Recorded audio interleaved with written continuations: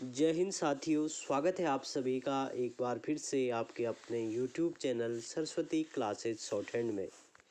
आज का जो वीडियो है दोस्तों, ये है आपका APS एग्जामिनेशन में टाइपिंग क्वालिफाई कर चुके कैंडिडेट्स का कंप्यूटर एग्ज़ाम होगा और उस कंप्यूटर एग्ज़ाम में आयोग की तरफ से कुछ इंस्ट्रक्शन दिए गए हैं।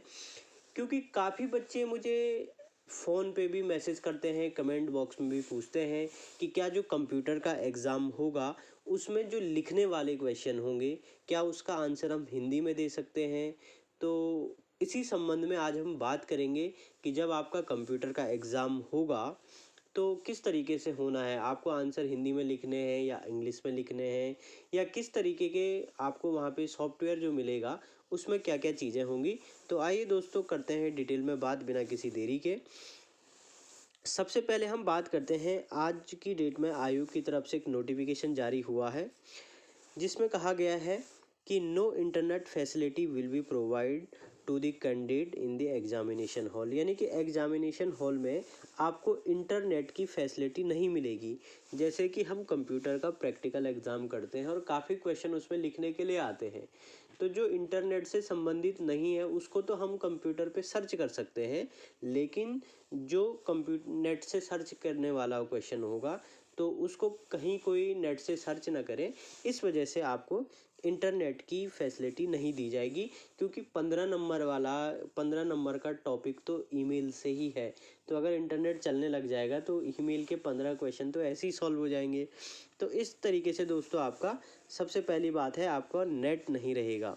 दूसरा क्या है कि जो आपके राइटिंग वाले क्वेश्चन हैं, राइटिंग वाले क्वेश्चन में क्या होगा, अब राइटिंग वाले क्वेश्चन के लिए आपको एक आंसर शीट मिलेगी। उसको आपने कंप्यूटर पे टाइप नहीं करना है, उसके लिए आपको एक आंसर शीट मिलेगी और उसी के आगे आपको लिखना है। जैसे क्वेश्चन नंबर 1 राइटिंग वाला होगा तो क्वेश्चन नंबर 1 और आगे से उसका आंसर, तो वो उसमें लिखना है जो उसकी कॉपी मिलेगी आंसर राइटिंग के लिए, है ना।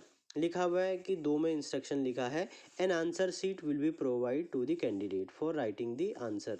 ठीक है।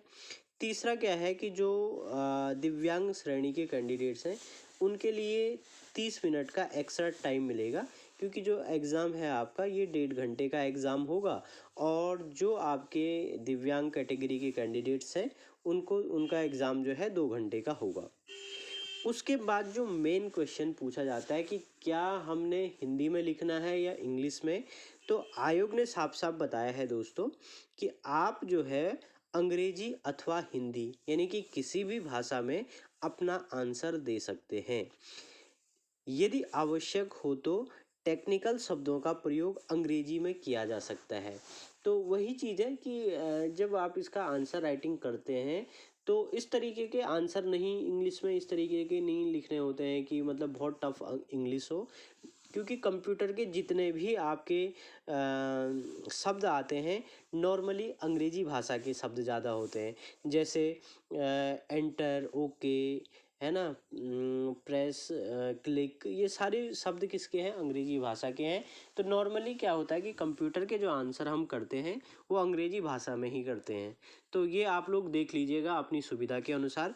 आयोग ने तो साफ कह दिया है कि आपको अंग्रेजी भाषा में लिखना है तो आप अंग्रेजी भाषा में लिखिए, और आपको हिंदी भाषा में लिखना है तो हिंदी भाषा में लिखिए, और जो टेक्निकल वर्ड होंगे उसको आपको इंग्लिश भाषा में ही लिखना होगा, जो कंप्यूटर की कीज़ हैं वगैरह वगैरह।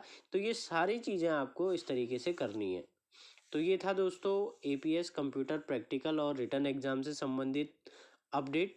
बने रहें चैनल के साथ सभी प्रकार की अपडेट्स के लिए, और अगर अभी तक आपने चैनल को सब्सक्राइब नहीं किया है तो डेली अपडेट्स और डिक्टेशंस के लिए चैनल को सब्सक्राइब करना ना भूलें। धन्यवाद।